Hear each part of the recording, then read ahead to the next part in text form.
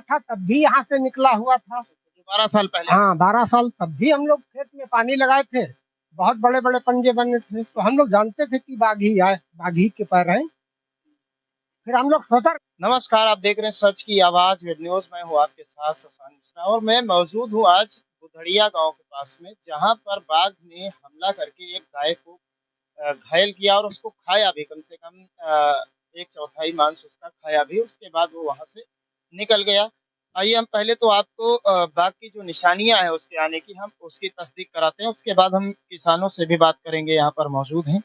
ये आप देखेंगे, यहाँ से बाघ के पंजों के निशान, खेत गीला है, बिल्कुल स्पष्ट रूप से बना हुआ है। थोड़ा सा और आगे आते हैं, एक निशान ये देखिए, और एक ये देखिए बिल्कुल करीब से।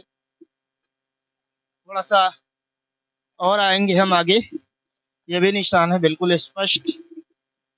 और एक ये देखिए बहुत ज्यादा स्पष्ट निशान है, और हम पहले ही दिन से बराबर इस केस पर लगे हुए हैं।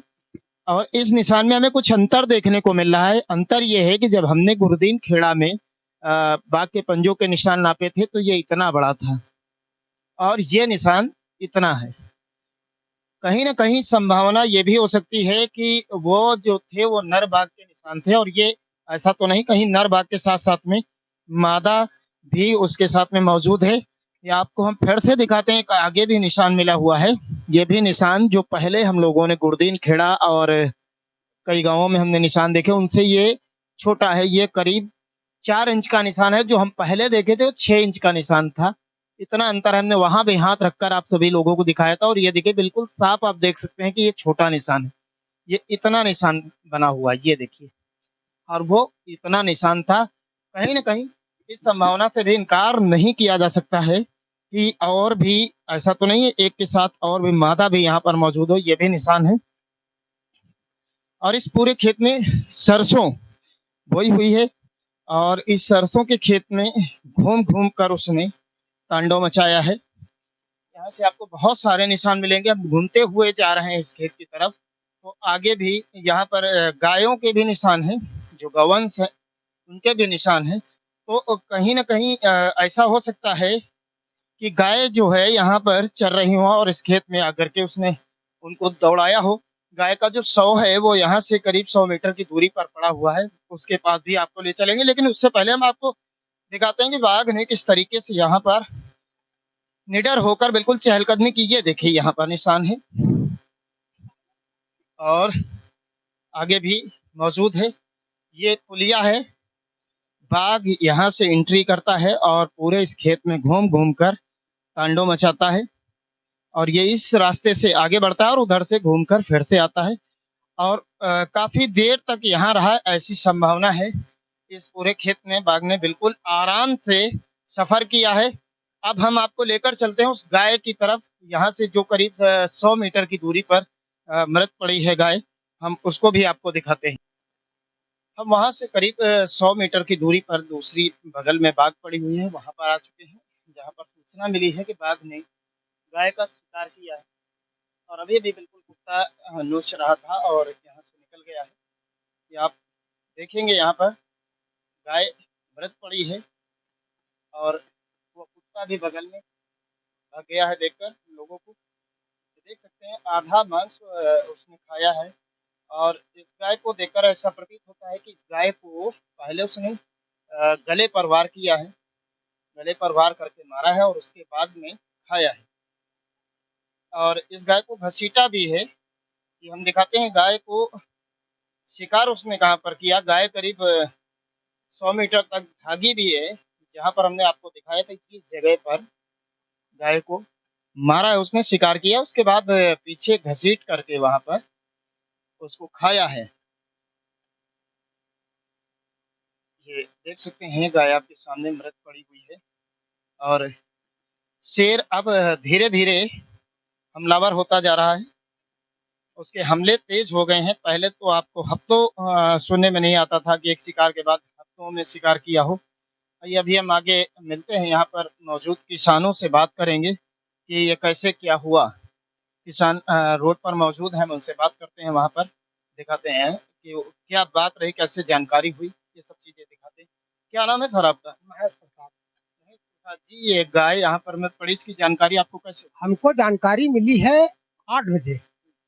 हम यहाँ आए थे गोबर डालने पौधों में। उसके बाद में हमने देखा। ये बाग बाग आपका ही है? हाँ, हमारा बाग है। तो हमने देखा कि मतलब यहाँ गाय पड़ी है। तब हमने सूचना दी गांव में। गांव से फिर वन विभाग को दी गई। फिर वन विभाग टीम आई थोड़ी देर बाद। उसके बाद में फिर यहाँ देखना चालू किया। देखे गए। उसके बाद में फिर यही देखते रहे, ड्रोन वोन उड़ाए।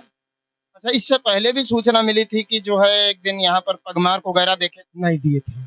ये 9 तारीख में कोई पगमार्क दिखाई? पग मार दिखाई दिए थे, लेकिन हमने सूचना नहीं की। मतलब वो ऐसे ही चल गया कि शायद नहीं होगा। नहीं नहीं, ये तो संभव। हम लोग मतलब पहले भी जब आया था तब भी यहाँ से निकला हुआ था। 12 साल पहले? हाँ, 12 साल। तब भी हम लोग खेत में पानी लगाए थे।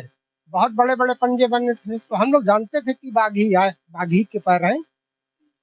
फिर हम लोग सतर्क रहे लेने। ये बताइएगा, वन विभाग की टीम वगैरह आई? हाँ, आज आई थी। क्या बताया? उन लोगों ने बताया है कि ये कि मतलब हमारी टीम यहाँ रात में कुछ मतलब मचाना वगैरह कुछ न कुछ करेगी। क्योंकि हम सोच रहे थे कि ये गाय जो है मतलब कहीं गड़वा दी जाए। तो कहने लगे कि मतलब गाय जो है आज हमारी टीम जो है यहाँ पर कुछ न कुछ करेगी। से घटना हुई है तब से कुछ दहशत का माहौल है गाँव? गांव में बहुत दहशत माहौल है। 5 बजे के बाद निकलना मुश्किल हो जाता है। टट्टी पेशाब और खेत वेत से आना जाना कम हो जाता है। ये जो खेती का काम है ये प्रभावित हो रहा है या नहीं? ये प्रभावित का मवेशी जो है जानवर कर रहे हैं खेत। तो अब उनके लिए हम लोगों को रुकना पड़ता है। ना रुके तो क्या करे, फसल चढ़वा दे। अब इस माहौल में कैसे?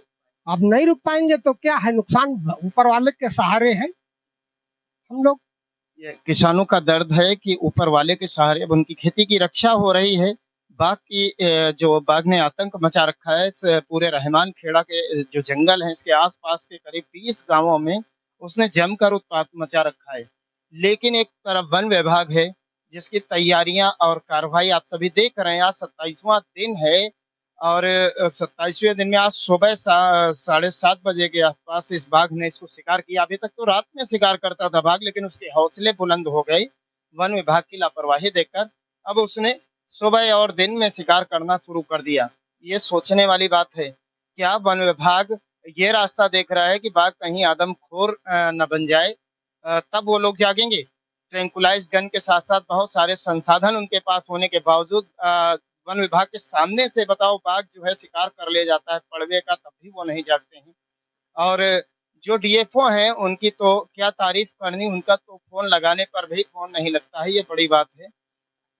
क्या अब उत्तर प्रदेश के मुखिया योगी आदित्यनाथ जी से एक सवाल है कि वो गौ माता के ऊपर बड़ा कार्य कर रहे हैं, गौ को माता बताते हैं, गौ संरक्षण उनकी प्राथमिकता है। और रहमान खेड़ा क्षेत्र में पिछले 27 दिनों से एक बाघ आकर के आतंक मचा रहा है और आज उनकी गौ माता का भी शिकार कर दिया है। लेकिन इसके बावजूद भी वन विभाग के जो अधिकारी एवं कर्मचारी हैं वो बिल्कुल मूक दर्शक बनकर तमाशा देख रहे हैं। वो क्या रास्ता देख रहे हैं ये समझ में नहीं आ रहा है। किस तरीके से उनकी टीम कार्य कर रही है ये भी समझ में नहीं आ रहा है।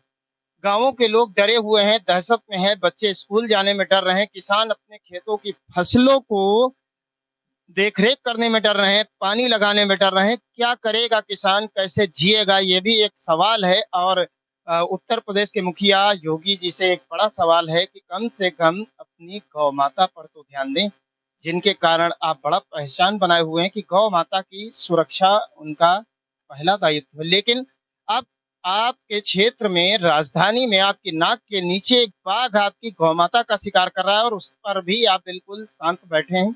क्या इन अधिकारियों को सिर्फ टाइम पास के लिए रखा गया है? ऐसे अधिकारियों पर शिकंजा कसना चाहिए।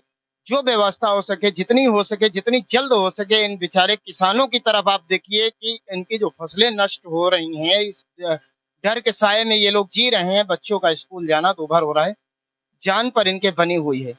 अगर ये फसलें रखाते हैं तो जान पर बनाती है, फसलें नहीं रखाते हैं तो पेट पर बनाती है। इसमें कैसे इनका जीवन पोषण हो पाएगा, ये अपने आप में एक बड़ा सवाल है। और सरकार भी सवालों के घेरे में है क्योंकि उनके अपराधी इतने, उनके अधिकारी इतने ज्यादा लापरवाह हैं कि वो कुछ नहीं सुन रहे हैं। अब देखने वाली बात होगी, आज तो 27वां दिन है, इस 27वें दिन तक भी वन विभाग की टीम शेर पगमार्कों का पीछा कर रही है।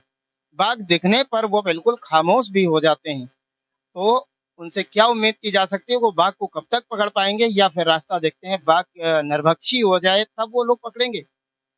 ये तो अपने आप में बड़ा सवाल है। बाघ के वायलेंट होने से पहले ही अगर उसको पकड़ लिया जाता है तो ये वन विभाग की टीम को बड़ी शाबाशी वाली बात होगी, लेकिन जो उनके हालात देखने को मिले उससे नहीं लग रहा है कि वन विभाग की टीम बाघ को पकड़ भी पाएगी। वन विभाग की टीम तो बाघ को भगाने में लगी हुई है। बाघ कोई छोटा मोटा चीज नहीं है जो भाग जाएगा। ये वन विभाग को सोच कर चलना होगा। अब हम देखेंगे कि वन विभाग की टीम कितनी ज्यादा सतर्क होकर कितनी जल्दी बाघ को अपने काबू में कर लेती है, देखने वाली बात होगी।